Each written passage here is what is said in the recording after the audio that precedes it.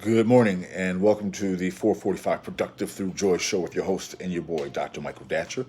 This show airs each weekday morning, every morning, hella early at 4:45 a.m. here on YouTube's Michael Datcher channel, then 4:45 p.m. on Facebook Live. Today, guys, we're talking about choices, how our choices go about impacting the life, the lifestyle, the abundance, the excellence, the greatness, the justice that we will encounter rather in our lives. So thank you for being here.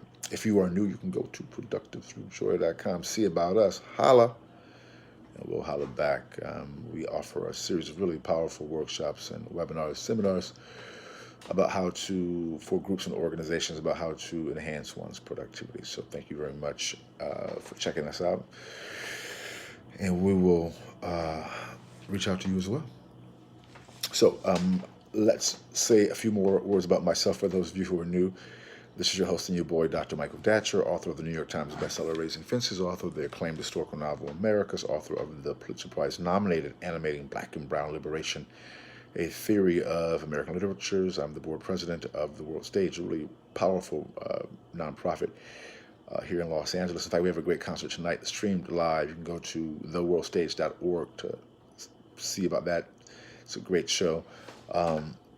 It's Cosmic Vibrations, Dwight Tribble's band Cosmic Vibrations. It's going to be crazy. That's 8 p.m. today, Friday the 25th, yes.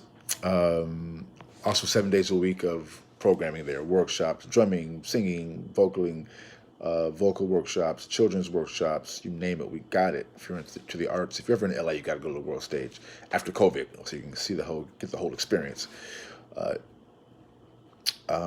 else should I say to you? Oh, I think that's it. Oh, my educational background is UC Berkeley as an undergrad, my master's from UCLA, and my PhD in English literature from the University of California at Riverside. Guys, I'm an expert at being productive, right? I don't say that to brag or boast. I say it because people are almost always surprised to hear of that level of productivity, given how crazy my own personal story is. I am the product of a young girl who was assaulted at age 16, gave birth to me at 17, and subsequently gave me up for adoption to an amazing single divorcee. So at the time, no biological father, no adopted father. Listen, difficult times for the young MD, as Cool Modi famously said. How you like me now? Right? How about those Lakers last night? I'm just saying, how you like us now? Anyway, so that really inspires this show because I know it's not where you're from, it's where you're about to go. All right, so let's dive into the topic today. We're talking about choices today and how our choices so important. Sometimes this is point one.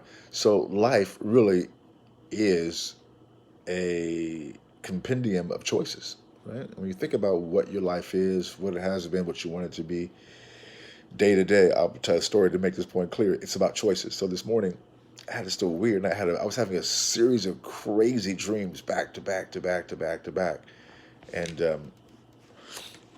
my alarm went off this morning, and I was like, "Why is my alarm going off? I just went to sleep, because I've been up in these dreams. They were about COVID and all this other stuff. It was just there was going back to back to back, and when my alarm came on, I was like, what's that noise?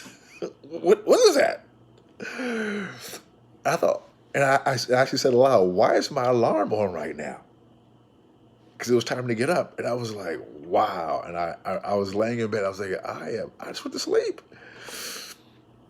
and I lie there. As I lay there, I thought, okay, this is a crossroads. I could stay in bed and do what happens, let what happens when I don't get up on time and start rushing through my day, stubbing my toe, and not being my best self.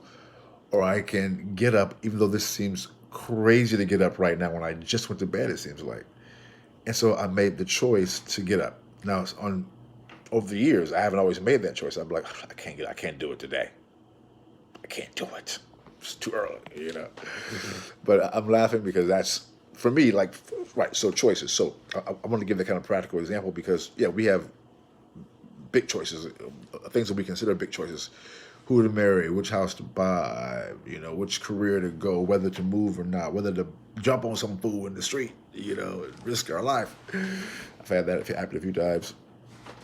You know, all the time, choices. And at times, the fundamental choices are some things that are sometimes things that may seem mundane. It's that every day it's deciding to get up and do it. My nose itching. Mother would always say that, see, money. If your hand itches, it means the money's coming. She's from Alabama. They have a bunch of really interesting little sayings like that. I can't recall what it means when your nose is itching. If you know, just let me know. Reach out. But oftentimes it's there it is again. It's the everyday stuff. Like for me, getting up in the morning, I have a crazy schedule, so my nose is really itching. It's really funny. It's just getting out of bed. It's deciding when that alarm hits, getting up, having a working through the wake up phase, and for me being grateful for that which I have and what I'm manifesting and etc. Or my kids, right? So point one is that choices literally are life's made of choices, and at times those choices are just the things like getting up in the morning, doing what you need to do, all right, to start your day, facing the day. And point two is that as you begin to make the choices, listen, accepting the fact, because it is a fact that the your life, your what's happening for you right now is a collection of your choices, is the compilation of your choices that you've made in the past and you're making right now. At times that can be pretty harsh because many of us come from really difficult situations that were that really impacted us as children before we could really even make choices in our lives. Folks made choices for us, which at times were not, to our benefit, or at times were abusive. And when that's your story, as many of us have experienced, it's we have a good excuse. I have a lot of good excuses. I'm not trying to in any way downplay anyone's struggle or challenges or abuse. I've had plenty of that stuff, let me tell you. But I am saying we have to ask ourselves as adults, okay, those things happened and it's horrible, and wow, I was behind the eight ball, and shoot, I mean, I've been behind a lot of eight balls, guys. So I'm with you.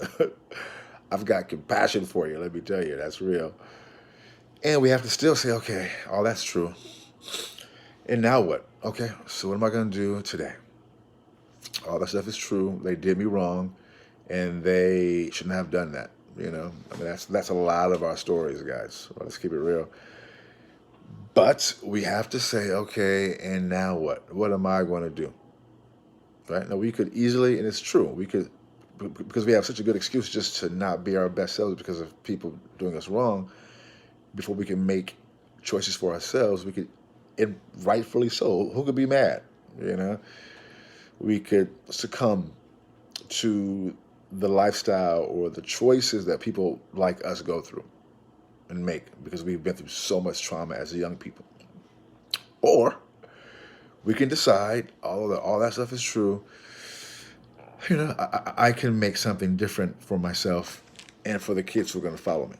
And let me speak to the parents especially. I know a lot of us come out of major trauma, black folks especially, because being black in America, being black anywhere, I'm sure life is hard. Being black and alive, it's a lot. Peace out to Breonna Taylor's family, just as an aside. Ahmaud Arbery's family, George Floyd's family, all those folks who've been catching it. I just got a little distracted. But we can decide to say, and now what? I'm going to make different choices. I'm going to make these choices that lead to the life that I want, which goes right into point three. As we decide, take responsibility for our choices, even when people have done us wrong, or it's been a combination of both. Moving forward, we can begin to make choices that result in the justice, excellence, greatness, and abundance that is within all of us and within all of our reach. I know that to be true. Those are facts for myself and for all of us. So that's it. Boom, goes the dynamite.